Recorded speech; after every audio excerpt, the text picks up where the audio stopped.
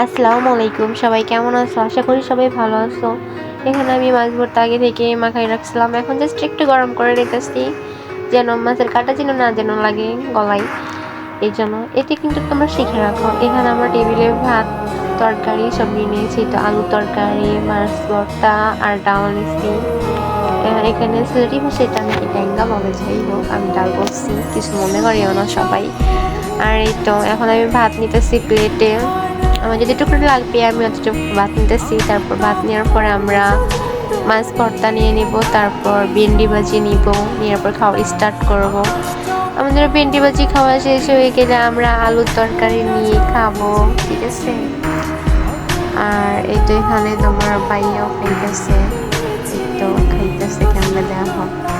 এখানে আমি ভেন্ডি ভাজি দিয়া খাইতেছি। আর এই তো এখন ফাইনালি আমরা আলু তরকারি নিয়ে নিলাম গাইস।